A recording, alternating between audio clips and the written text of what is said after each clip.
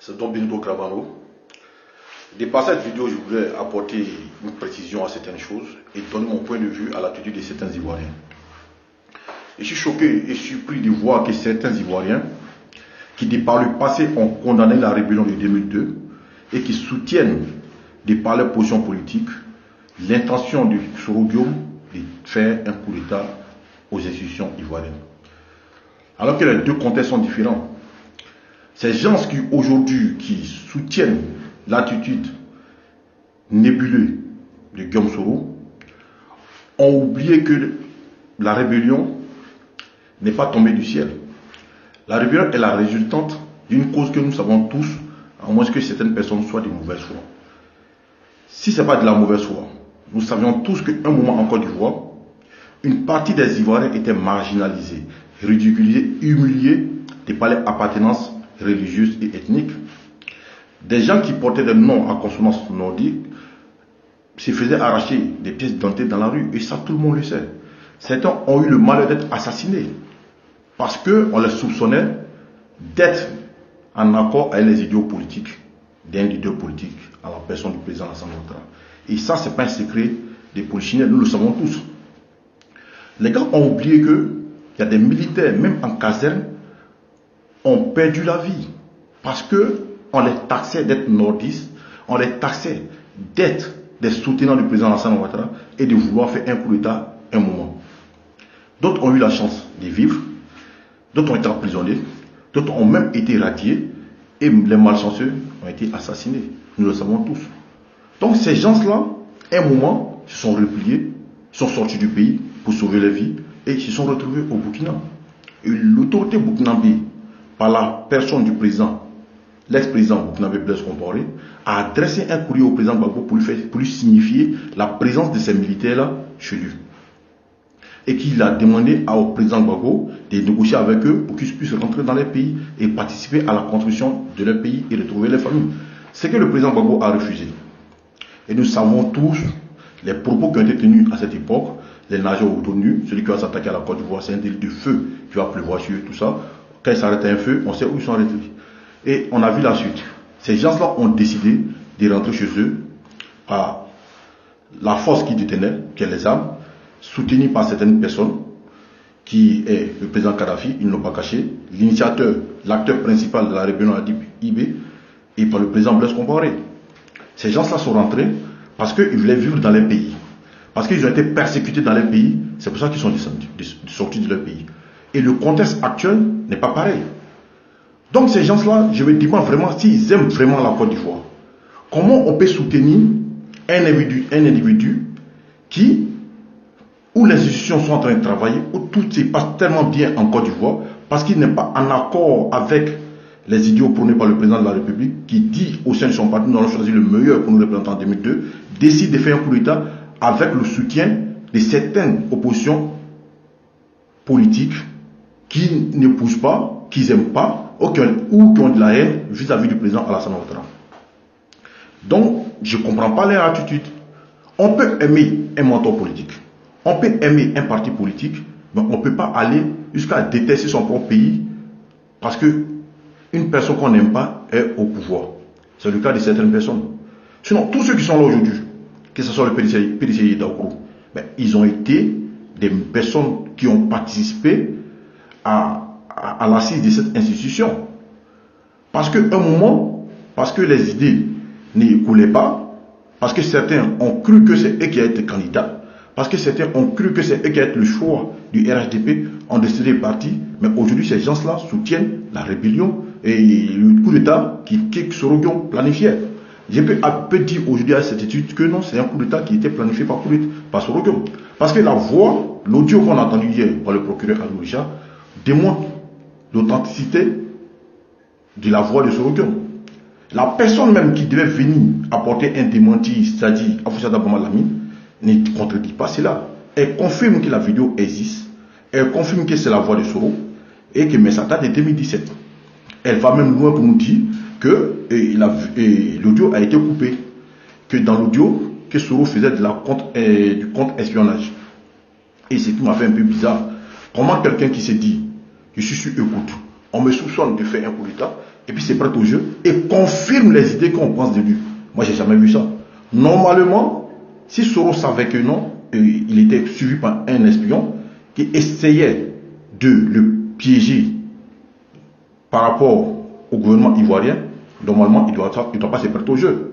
Il doit dire des choses qui ne vont pas dans le sens des intentions qu'on lui prête, ce qui n'a pas été le cas.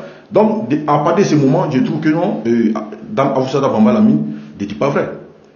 Et elle va un peu plus loin pour dire que l'intention de l'État, c'est d'empêcher Soro Guillaume d'être candidat en 2020. Du moment que quelqu'un dit que j'ai l'intention de faire un coup d'État, ça ne peut pas être un motif pour dire que non, on l'empêche d'être candidat. Le problème, il est là actuellement. C'est les actes, l'intention qui est dans l'audio qu'il faut pouvoir tenir. On ne condamne pas ça. On se prête à des jeux pour dire non, les armes qu'on a vues ne sont pas suffisantes pour faire un coup d'État. Mais je vous dis, il y a des gens qui ont été tués en Côte d'Ivoire pour des simples amulettes. Et on sait qu'en Afrique, les amulettes, souvent certaines personnes les portent parce qu'elles sont malades. Donc on ne peut pas venir me dire aujourd'hui que ces armes qu'on a vues ne sont pas suffisantes pour pouvoir faire un coup d'État. Je suis désolé. Mais les gars ont oublié que Béchio a été frappé un moment parce qu'ils ont trouvé des fusils de chasseurs. On dit qu'ils voulaient faire des coups d'État. Ils ont arrêté les gens en Côte d'Ivoire parce qu'ils avaient des machettes qui voulaient faire des coups d'État. On a vu ça. Mais c'est que vos mentors de par le passé ont négligé et qu'ils les ont fait partie. Mais le président Alassane Ouattara est conscient que non, lui, il a la vie des Ivoiriens dans sa main. Il ne peut pas jouer avec ces gens de trucs. Donc il peut pas voir. Et donc il est normal que le président Alassane Ouattara réagisse de la sorte. On a vu et des gens me disent que ces armes sont rouillées. On peut faire un coup d'État avec ça. Mais attendez, les gars. Mais vous m'étonnez. Vous m'étonnez. Mais si Bédier avait pris au sérieux la mutinerie de 99, il n'allait pas avoir un coup d'État. Si Gbagbo avait pris au sérieux la présence des soldats au Burkina, il n'allait pas avoir ni rébellion. Mais ce n'est pas le cas du président Alassane Ouattara. Donc, pour faire un coup d'État, la quantité qu'on a vue là n'empêche pas les intentions des individus qui avaient l'intention de porter l'épée dans le cœur de la nation. Et ça, c'est une réalité. Donc, même quand il me dit que non, le gars lui pose la question, ce qui montre que non, que cette vidéo ne date pas de 2017. Quand le monsieur lui pose la question, il savoir, est-ce que les soldats qui s'étaient mutinés un moment, est-ce qu'ils vont te suivre dans ta démarche? Il dit oui, ils vont le faire parce qu'ils vont bouger, c'est pas eux tous, mais ça prouve que la vidéo n'est pas de 2017, parce qu'en 2017 déjà, ces gens-là ont été payés. C'est-à-dire que quand le gars parle de maintenant. C'est-à-dire que cette vidéo ne peut pas être de 2017. Et en plus, l'attitude de Soro, en 2017, Soro ne faisait pas de croche-partie, il sortait pour ternir l'image du pouvoir, dit des propos pour amener l'opinion internationale et nationale à croire que le président ne travaille pas, mais lui-même il dit dans l'audio que le but c'était de pousser les gens en insurrection, les faire croire que le travail n'est pas bien fait sur le terrain, pour se donner une bonne raison de pouvoir faire un coup d'État. C'était la Libye qui l'avançait. Mais on est tous conscients que c'est maintenant en 2019 là, quand Soro est sorti pour aller dans les funérailles du père Tshisekedi, qu'à travers cette tournée en Europe, qu'il a commencé à faire ses croche-parties et s'attaquer de manière frontale au gouvernement ivoirien. Donc on ne peut pas me dire que cette vidéo date de 2017. Tout ça c'est récent. Tout ça c'est récent. Vous comprenez? Donc les gens ne sont pas dupes pour croire à ces gens de trucs. Mais les gens savent réellement que ce qui est dit dans l'audio est véritable, est vrai. C'est une preuve palpable. Maintenant, c'est à vous d'apporter la contradiction. Mais vous ne le faites pas. Au lieu de condamner l'acte, vous vous plaisez à dire que non, que c'est de la manipulation, c'est un complot. Mais allons, si c'est un complot, mais est-ce que la voix n'est pas authentique? Qu'est-ce que la voix dit? C'est l'intention qui nous intéresse maintenant. La date ne nous intéresse pas. Mais si on doit se fier à la date, que ce soit en 2017, est-ce que l'intention n'est pas de faire un coup d'État? Parce que la voix, on est tous unanimes, tous d'accord, que la voix est bel et bien la voix de Soro Guillaume. Donc à partir de ce moment, ils pensent qu'il n'y a plus de débat.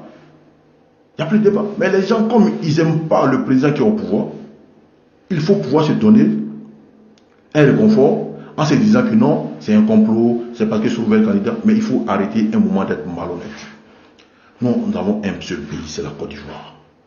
Quelle que soit la personne qui est au pouvoir, quelle que soit la personne qui est au pouvoir, même si vous ne l'aimez pas, nous ne devons pas encourager de telles attitudes.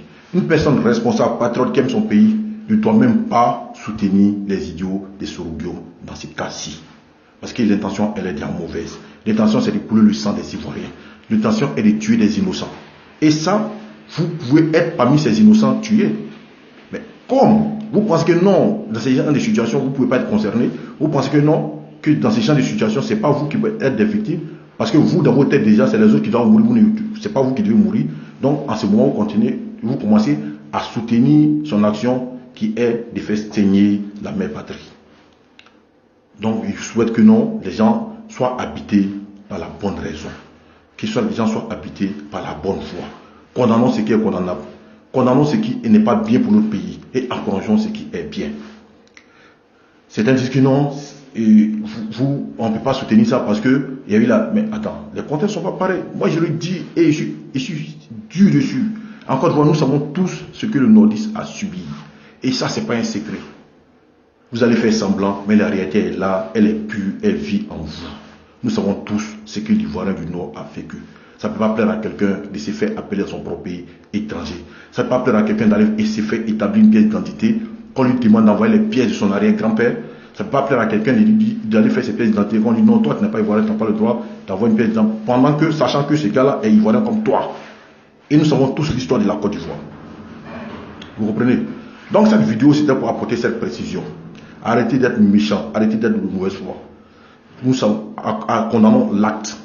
Cette histoire de complot, cette histoire d'empêcher Soroguium, c'est quitter dans cette manipulation, ça ne va pas marcher. Parce que les Ivoiriens savent très bien, les Ivoiriens conscients, les Ivoiriens qui réfléchissent savent que non, il faut condamner l'acte. Et c'est ça qui est le plus important. Moi, je suis Don Bento Gravano, militant RHDP, mais Ivoirien d'abord. J'aime mon pays avant le président Alassane Ouattara. J'aime ma personne avant le président Alassane Ouattara. Et c'est ça qui est le plus important. On est ensemble, famille. Ciao, ciao.